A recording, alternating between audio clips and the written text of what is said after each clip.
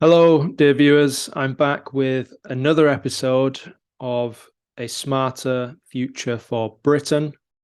This episode is going to be about university and whether you should go as a young person in Britain anymore, whether it's a good use of your time or whether it's now a waste of time. I'm somebody who has been through the university system. I've got two degrees. I've got an undergraduate degree in history and I've got a master's degree in history and politics, which I actually undertook part-time alongside full-time work. So I've been through the system and I know the ups and downs, what to expect, what the drawbacks are, what the positives are. And so I have a good understanding of whether you should actually go to the university, to a university and through the system, and whether it will actually benefit you. If university is done right, then it can be an extremely beneficial time for you as a student, and you will learn lots and gain lots from it. It might set you up in a lovely career, and you might also gain the wisdom that you need to live a good life. If it's done wrong, though, you could come out of the university system in a state where you're not really going towards a viable career and you're also lost and you've got a huge amount of debt to show for it. The first thing that you should consider is your own mindset and the culture that you will go into in the chosen university. So when I studied at undergraduate level, I went into a student halls in my second year, and the culture was very much around partying. It wasn't around working hard and studying and learning lots. I was surrounded by people, especially upstairs from me, who were just constantly out drinking and partying and chasing girls. And so that choice of culture is important for you, because we've all seen the American movies where that's what the characters in the movie do. They go out and they party and chase girls. And that's kind of the general attitude in a UK university now, that it's a time to party and have fun and enjoy the now. But I would say to you that this is a illusion. It's a con. Don't go to university if that's what you think that university should be about. What you should be doing at university is studying and learning and fulfilling your potential and finding out who you really are and whether you can live up to the challenge that is placed in front of you to learn a body of knowledge and master it to a level that makes you formidable. This culture of partying can be deceptive, because at the time you think you're having fun and spending your time well. But really what you're doing is you're waking up the next day with a hangover and potentially a lot of bad memories because you've done embarrassing, undignified things, or other people you care about have. And you also end up hurting not just the you now through the hangover, but the future you, because instead of spending that time to do something useful and productive that will grow your potential, fulfill your potential rather, and grow you as a person and as a character, you've instead wasted it on self-indulgent pleasure in the now. Whilst you might think at the time that you're having the time of your life because you're indulging these short-term pleasures, really in the long run, you're harming yourself. And it's not beneficial to you later down the line, because you'll come out into the working world and you'll effectively be starting a sprint 50 meters behind all of the other track runners, because they've come out of the gates with stronger knowledge, a greater subject understanding. They go into their chosen field just absolutely ready and raring to go, whereas you're trying to recover the time you've lost through self-indulgent pleasure. So that's something really to consider, is your mindset going into it. Do you really want to go to university just to party and live the short-term pleasure for a massive amount of money that you're paying as student fees and tuition fees? Or do you want to go there to get 3 years out of the workplace to really master a topic and become a formidable force in that subject? If the choice and the mindset that you have is the first one of those, that you're just there to party, then I would suggest that you don't go, because you'll end up spending lots of money on tuition fees and not really getting what you should do out of the course and out of the time that you've taken out of the workforce, and it'll hurt you now and in the future.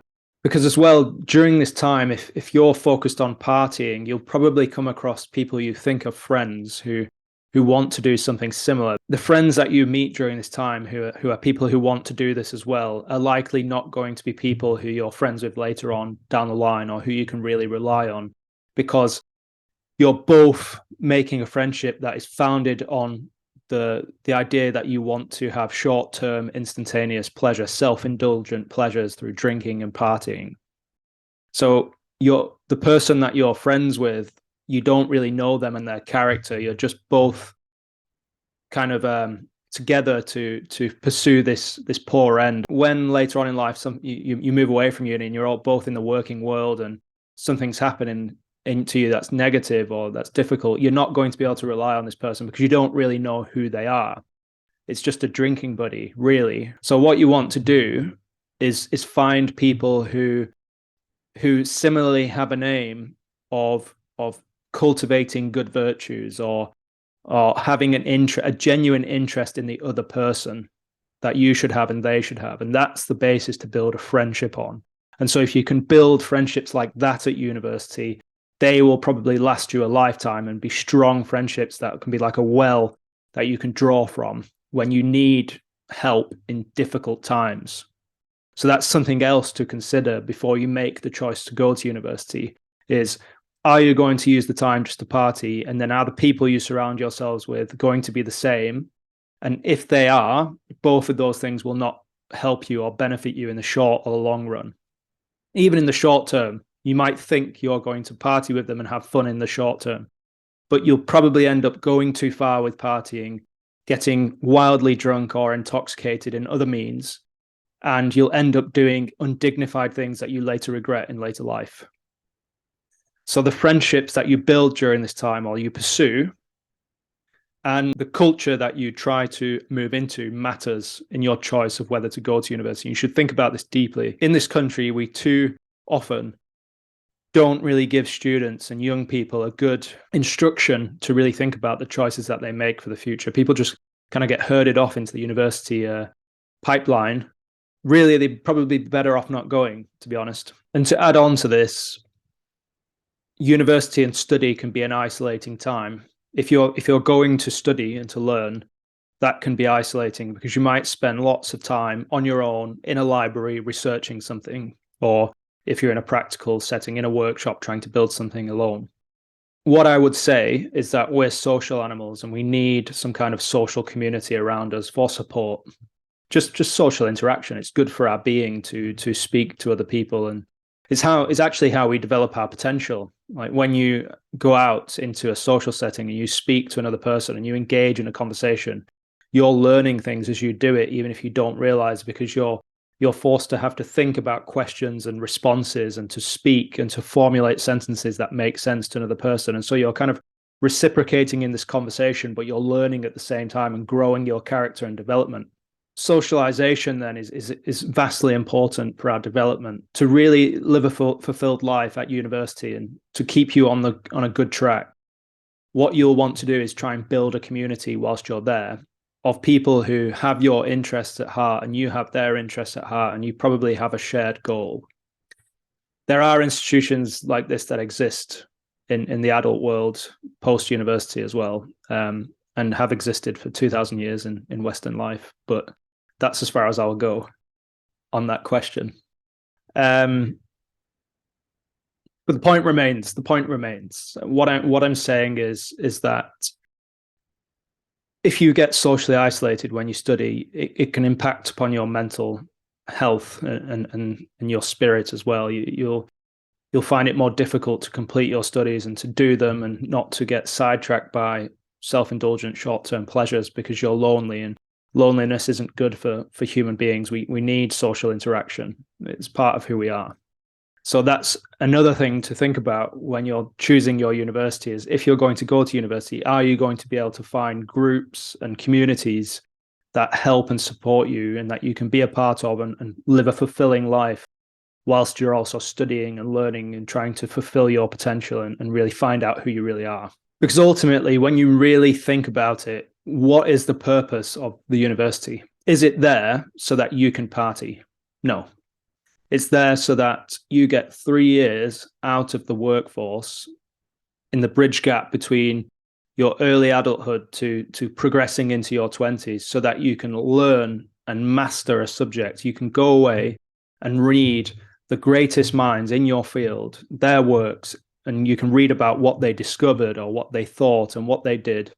And you can learn and master and really get deep into what they thought and understand it properly. And then by you doing this, you can similarly become knowledgeable and wise. And then that gives you a firm bedrock upon which to springboard into the rest of your adult life with this incredible knowledge from the greatest minds who ever lived in your field that you can just draw upon at any time. It will make you communicatively a force because you'll be able to bring forth the thoughts and sayings and wisdom of these people in difficult times in your life, or just even in general conversation with people. When you need to come and talk to somebody about your subject or something in life that they might need help with, you can pull out of your mind the wisdoms of these great thinkers that you have embedded yourself in and learned. That's what university should really be about. It shouldn't be a time for you to mess around. It should be a time for you to become a force yourself by learning from these great thinkers in the past and mastering their discoveries and thoughts and interpretations of the world and the human condition. And part of the point of this, and part of the reason I'm saying this, is because it's not going to be easy at all. But when you begin the climb, it will get easier and you will learn so much along the way that it will be worthwhile. And then when you finally get to the top, you will look back on that journey and think of it as one of the best times in your life, even though it was extremely difficult and hard.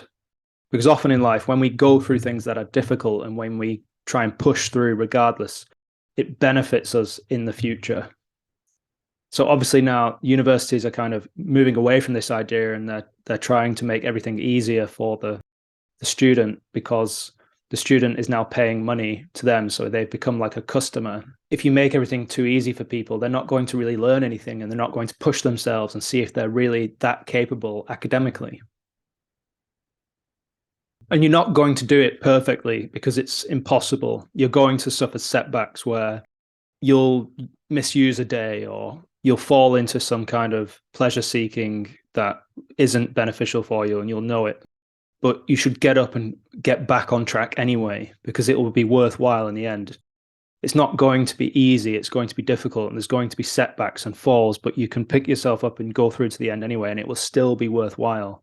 And that's why I will now say as well to anybody in university who's listening to this, who is doing that now, where they're just partying all the time and they're listening to this and feeling guilty because they know deep down that what I'm saying is true and that they should be spending that time more beneficially. It's not too late for you.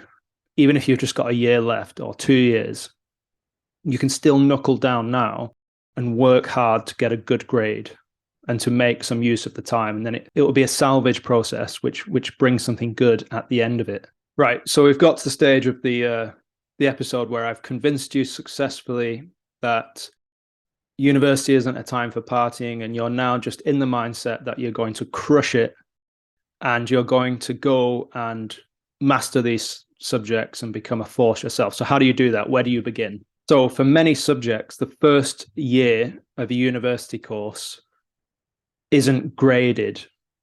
It doesn't go towards the final grade that you'll get in the third year. As long as you pass the first year, as long as you get the marks required just to pass it, you get to move on to the second year, and then the second and third years are what you get judged on. That's with the caveat that some subjects will also take the first years, and some subjects will actually substitute the first years in if you do better in the first year than you did in the second and the third. So if you did great in one of your first year subjects and modules and then failed in a second year one, you could take it possibly, but you'd have to look at the course, the course itself, and see and ask somebody and read into what the rules are, because they can differ. So that's something to bear in mind. The courses can differ. But for those topics where you get the first year free, as it were, as long as you pass it, that's a year. If you use it wisely, you could spend the time getting to know the major thinkers from that subject that you have studied. I'll take my subject that I studied as history for an example. In the first year of my history course, what I should have done, I should have gone on Wikipedia, created a list of the 10 greatest history works of all time. Coming to mind, I'm not going to name 10, but I can just think of now Herodotus, the Histories, is the first history book, and it's been hugely influential. And Thucydides, the Peloponnesian War. Those two, I should have read those in my history course in the first year, because they are the first two of the first histories written, and they give a contrasting way of thinking about and writing history. So I would have seen straight away that there is a different way to interpret and think about history and a different way to record it. Thucydides is very fact-based, and this is exactly what's happened. And Herodotus is more, I will include the myths and legends that people tell me in the history. So that would have helped me in my second and third years when we talked about historiography as a module, i.e. the history of history and what it is to be a historian and how to write history. If I'd have read those two books in my first year, I'd have been able to contribute in the seminars with something quite thought-provoking. So going back, you could make a list of the 10 great historical works, the most influential, and you could read them in your first year whilst also passing your exams. By doing that, you would effectively have a really strong base layer knowledge of the subject. And then you could use that as a springboard in the lectures and seminars that you will have, and in your essay writing and in your exam answers, you would have a great springboard of knowledge from which just to draw from when you're stuck or when you need it. And that will make the life on your course more fulfilling, and it will make you understand the subject better. So what you could do is, say you picked up Herodotus, the Histories, you would read it, and then you might note something in there that sticks out to you as something important. Take a pencil, draw pencil lines next to that thing. Later on, you might want to type it up as a note and have a notes on a Word document for that book. Or you might just want to write an essay, write an article, a short article of 500 words from the book, and just read through all the little bits that you noted, and then write an article which basically serves as almost like a summary of the things that you got and thought from that book, so that you can get out of your mind what your thoughts were into something tangible on paper. And there you have a log of what you got from the book and how it interested you and helps you to grow as a historian. By doing that, you've then also got something to refer back to later on when it could be more useful in exam writing or essay writing or in a seminar. By doing that, you will be able to memorize the information better. It will stick in your mind more clearly, and you'll just be able to bring it forward into conversations. If you think about it, really, it's like carrying around with you the greatest thoughts from the greatest minds that have ever existed in this culture. Who wouldn't want that? How is that not useful? Would you go into a battle without picking up a shield? Probably not. So why would you go and study a topic at university without knowing the greatest books from that field? It's akin to picking up your shield and going into battle. You're going to learn all of these great thinkers and then go into your seminars and into your topics and examinations with a just unbelievable resource that you can draw upon. So obviously, though, this might not be the case if you're taking a technical subject and you're going off and studying a subject where you're not required to read books. And so my advice for that would change a little bit. And I would say that maybe what you would want to do instead is spend more time in that first year being hands-on and trying to learn as much as you can in a hands-on manner about the topic you're studying. And this leads me on actually to one of my first criticisms of the university system. You can come out of university with a very narrow specialist knowledge without knowing enough about other subjects around them. So if I was to go back and redo university again, I would take more time to learn about subjects that were related to history and politics, like economics or philosophy, because the modern university system is set up in a way that we see them as individuals. So history is an individual topic. Psychology is an individual topic. Economics is one, and so on and so forth. But really, these things interrelate with each other. And it's useful to us, not just in a career perspective, but also in terms of building our character and our mental reserves and our resilience and our ability to deal with the difficulties of life if we know bits and pieces from many different areas. The best example I could give of this is, say you were a scientist and you had an unbelievable specialist knowledge of biology and you went out of the university system into a career and just developed it. And you had this high-flying biology career. Great. But what if you don't know anything about politics? What's that got to do with science? Well, how do politics and science sometimes interrelate? Lobbying groups might lobby for specific scientific things to be researched. It might also affect, politics might also affect the way that funding is given out and who can obtain funding. So if you don't know about these things, you might put your foot in the wrong place because you're not suitably aware of the political environment that you're operating in as a scientist. You could be an amazing scientist, but you've got this huge blind spot which might affect your career further down the line. That's not something that you want. So it's best to have a broader array of knowledge on top of a specialist knowledge, if that's possible. Another example would be, you could be an amazing architect, but what if you don't have, again, a political, a historical, philosophical knowledge, a cultural knowledge of Britain around you? You're going to be an architect in Britain, but you don't really know the history and traditions and culture of British society. So how can you build buildings that are respectful enough of the existing tradition and culture to be a part of it? Is that possible? Or is it more likely that you're going to build things that just look completely strange and aberrant when they're placed in a nice village in England? A lack of well-rounded knowledge might not just affect us in the workplace either. It might affect us in our personal life and with our ability to deal with difficult problems as they inevitably face us in the world around us. If you're an incredible engineer and you make lots of money in engineering, you have a successful career, that's good. But what if you then have to deal with something that is unexpected? What if you lose somebody who's close to you, or you face some other extremely difficult challenge in life? Is your engineering capacity going to be able to help you in that moment?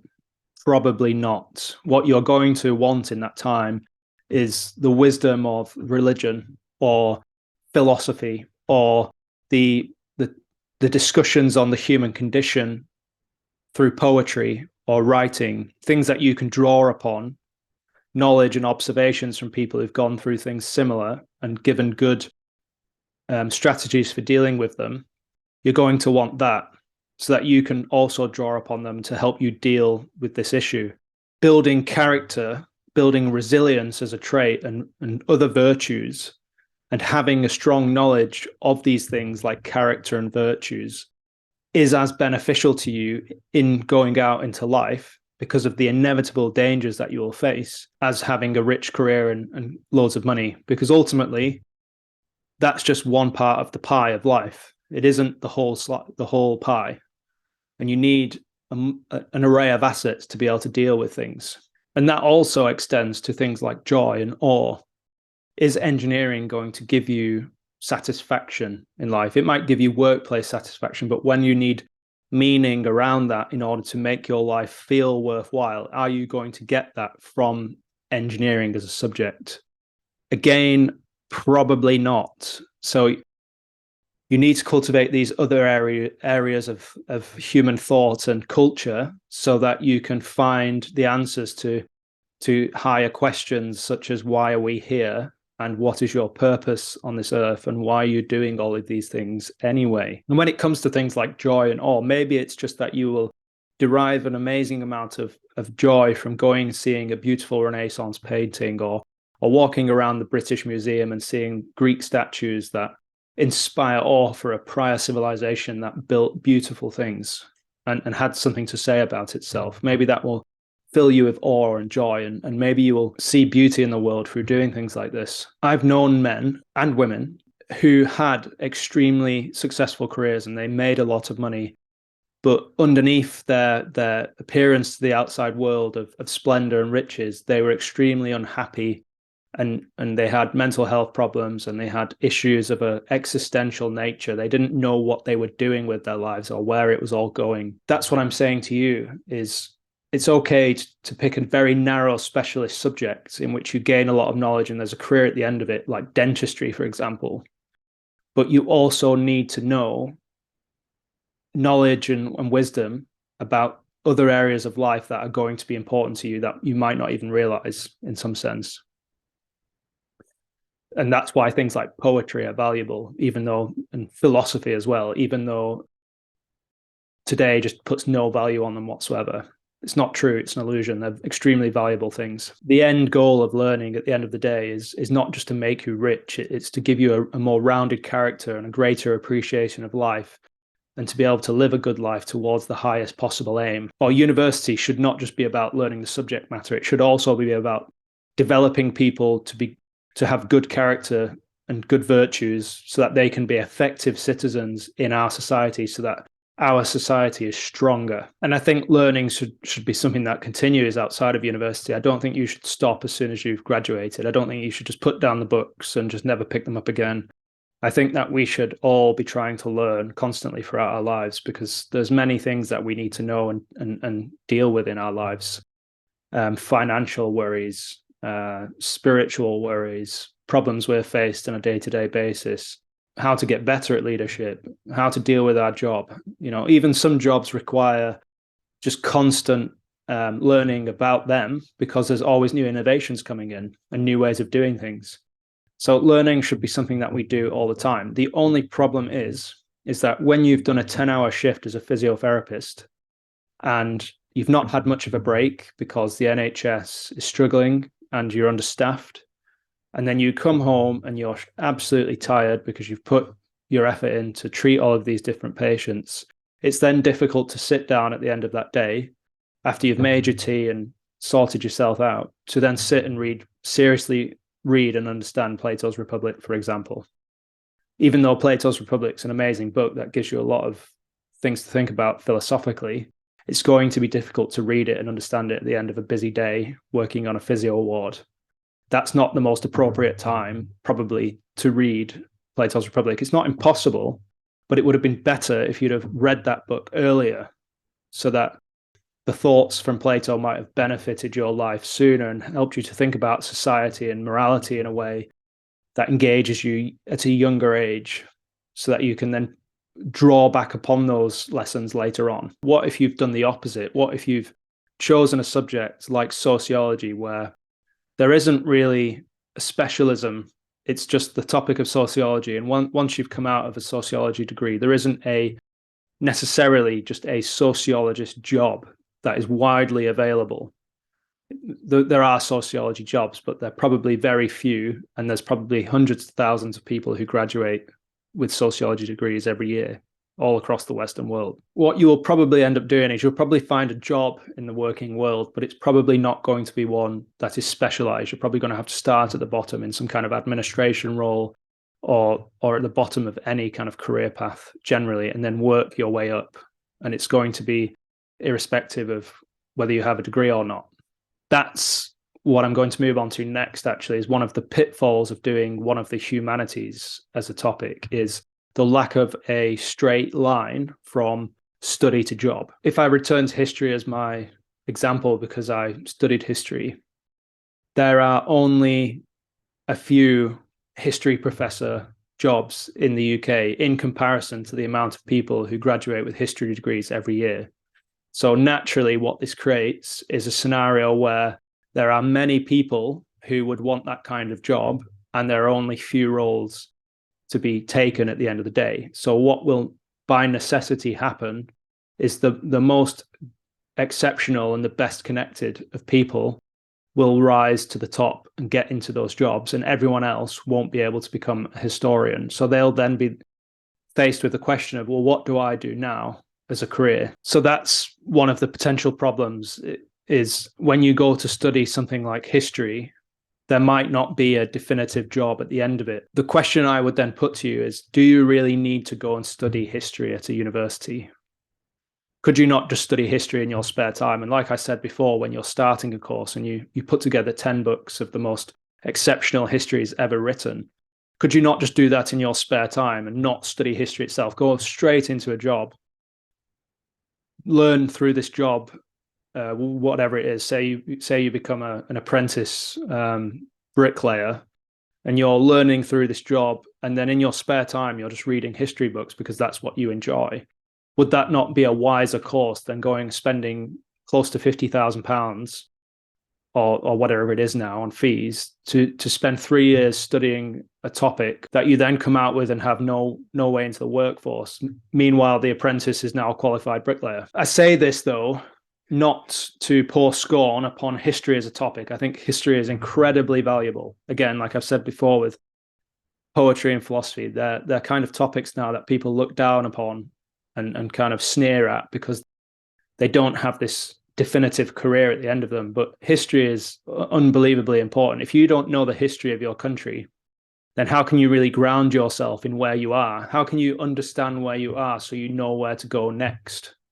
Like, if you're a British citizen and you don't know the history of your country, its positives and its negatives, then you're not really engaging with the culture that exists and that you've inherited around you, because you don't know where you are. You're a bit like a boy at sea that's been severed and is lost and is just being chucked around by the rocky waves. So I actually think that the solution would be that we taught history at high school level about Britain to a greater degree.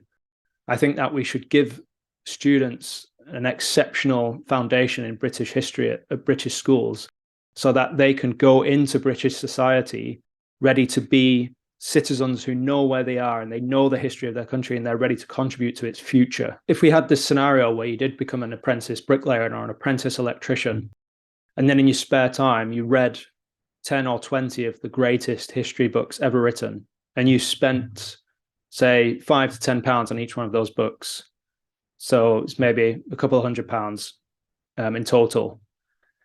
And during that time while you're working as an apprentice electrician, say, and you're reading these 10 to 20 books, I would wager that you would come out of that process with a greater background historical knowledge than the vast majority of people who graduate with a history degree in the UK.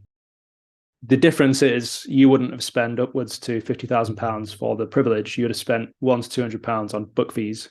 Or even better, you could borrow them from a library and do it all for free. The kicker as well is that you will have gained 3 years of working experience whilst you were doing this. So by the time those graduates have come out of the partying phase and they've got a history degree where they don't really understand the subject very well, you in the meantime are now a qualified electrician. And so you're ahead of them in experience terms in the workplace. And you also know more about history than they do. That's a win-win for you. And it doesn't cost you anything, really. Again, this advice changes. If you're studying something more technical like engineering, it might make sense for you to just go straight to university and study for 3 years to gain a strong engineering qualification that would help you to get a job.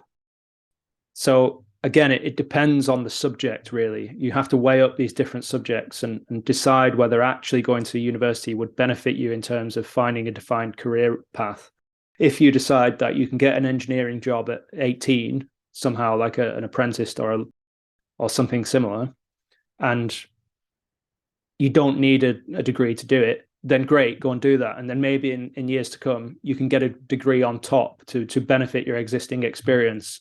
But if you decide that actually you need a degree to get into this subject, so it might be cybersecurity, for example, I think people value an undergraduate degree in cybersecurity, then you might want to go and do a cybersecurity degree at a university first and then get your first job in IT and work your way up from there and maybe eventually go on to do a master's in cyber. Because the situation that Britain finds itself in now is we've just had 20 years of an aim of getting 50% of all young people into higher education. So I think it was Tony Blair's government who set this standard. They wanted to get 50% of all young people to go to university and study something. So you've now got, as a result, a massive amount of university graduates who all want jobs within the kind of managerial, administrative, office-based, environment in different industries. And at the same time, all of those people who would have gone on to be electricians or bricklayers or do more manual roles haven't gone into them. And so there's a huge shortfall in certain industries. And this is where a smarter future for Britain arises, because what we could do is we could change the system so that only the most academically gifted go to university to study those subjects where there's only a few roles to be had at the end of it.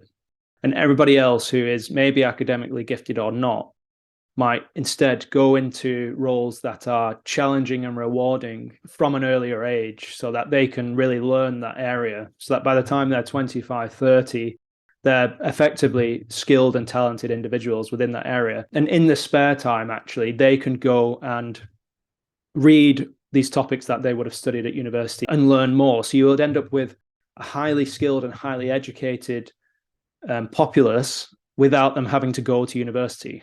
What this would do for you is it would stop you from taking on a massive amount of debt that you don't need and that you wouldn't then have to pay off in your later life. And you would possibly have a greater career to show for it in the long run. And if it works out for you, because unfortunately it just doesn't always do. There's no certainties. I just think that this is a better strategy for us for getting more people where they want to be. It should rebalance the economy so that there aren't these just huge swathes of people trying to get the same types of jobs, and more people would drift off into areas that are in shortage and learn how to do them. And you may object, actually, somebody might listen to this and just say, oh, there's no way you could read 10 history books that you've compiled yourself from Wikipedia as the most influential, or 10 philosophy books and read them and just understand them and be educated at the same level as degree level, because you're not being guided by an expert, you're doing it yourself and you'll miss things. Well, that's a valid argument, except you can buy analysis of books by professors.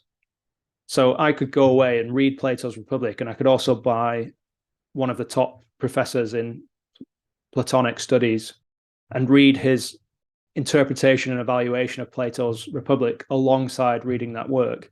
And I would wager that I would probably get more from that than I would if I sat through an hour's seminar and lecture on the topic of Plato, because I can refer back to that lecturer's book, that professor's book, and take notes. And I can always refer back and keep remembering what was in it. Whereas a lecture and seminar, you're only as good as your memory and whatever notes you took at the time.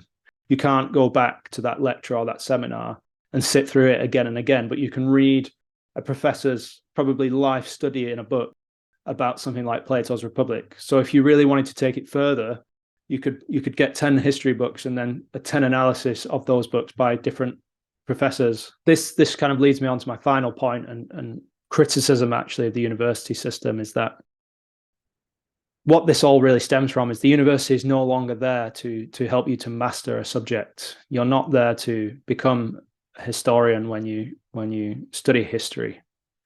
You're expected to write a good essay. You're expected to be able to demonstrate research capabilities and then learn how to write a good essay that compares and contrasts and shows that you can think about the different arguments and then compare them well and give a good, insightful argument and conclusion. But if we're not going to master the subject anymore, if you're not going to go out there and get into the subject and really learn about it, what is the point in studying it?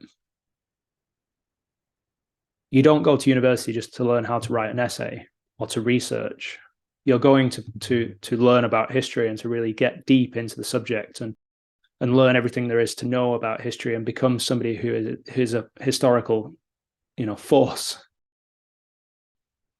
Surely there are cheaper ways to learn how to research and to learn how to write essays and compare and contrast than to spend thousands and thousands and thousands of pounds over 3 years to do so. If you think about it now for Britain, you've got a sizable portion of the nation's youth going off to universities and spending 3 years and huge amounts of money in their most formative years, and they're just spending it partying, wasting it, throwing away partying, and they're also only coming out of it knowing how to write essays and research. It's like, is that good for our country's long-term health? Do we want to be a serious country in the world? Because if we do, then we need to look at things like education and bring some serious reform so that we can produce people who are truly capable for them as well, for their benefit, and not just for our benefit, for it would benefit everyone if we produced young people who were very well put together and were serious communicators who had serious in-depth knowledge of various different subjects, surely that's something that we want for this country going forward.